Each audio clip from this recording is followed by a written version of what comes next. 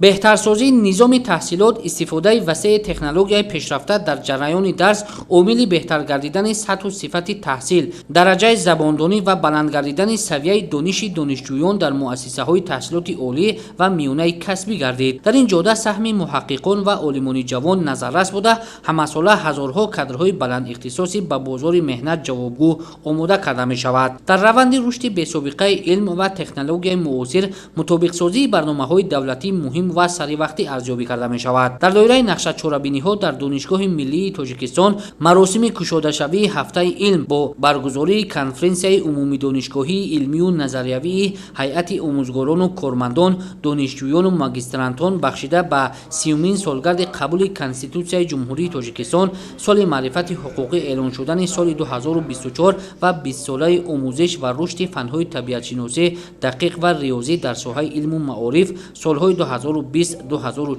برگزار گردید. در سمت‌های گوناگون علم از جمله در سمت فن‌های طبیعی دقیق و ریاضی در ساحه ادبیات و در ساحه حقوق معروضه گردیده شود که برای بلند کردن معرفت حقوقی و رشد تفکر تکنیکی جوانان و عموما نسل نورس و محققان زمینه مساعد فراهم می‌آورد. در سمت قبول برنامه 20 ساله آموزش و رشد فن‌های طبیعی دقیق و ریاضی در ساحه علم و معارف از جانب حکومت جمهوری تاجیکستان 4 برنامه دولتی قبول شده است. در دانشگاه ملی تاجیکستان در دوره سال‌های 2020-2023 زیاده از 15 آزمایشگاه‌های علمی و تعلیمی آماده کرده شده با فن‌های مذکور در بعضی فاکولته‌های فن‌های مذکور به استفاده داشته است.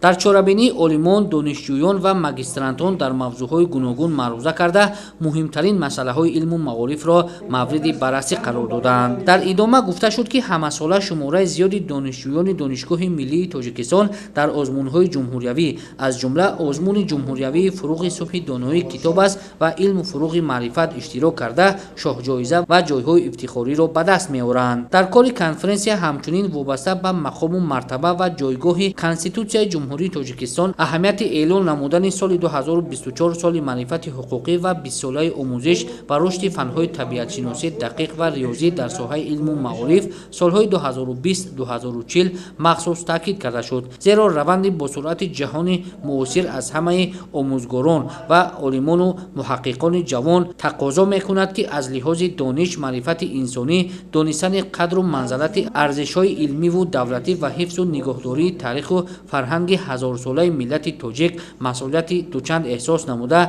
زیرک و هوشیار باشند. در این کنفرانس هیئت کارمندان و استادان دانشگاه اینچنین مهمانان کشورهای دور و نزدیک نیز اشتراک داشتند. در کنفرانس معروضه‌های مبرم روز شنیده شدند و محاکمه گردیدند. در معروضه من اهمیت فوق‌العاده مهم تحقیقات پیرخواه تاجیکستان بررسی شد.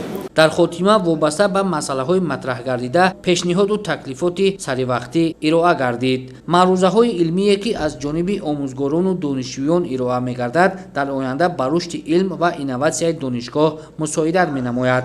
اشتراک فعالانه آموزگاران و دانشجویان و معروضه‌های علمی تحقیقاتی و برنامه‌های بررسی شونده باعث در سطح بلند گذاشتن کنفرانس‌های مذکور مساعدت خواهد کرد. هنگام بررسی معروضه‌ها در بخش‌ها از تکنولوژی اطلاعاتی و کمونیکاسیونی ثمرناک استفاده برده می شود.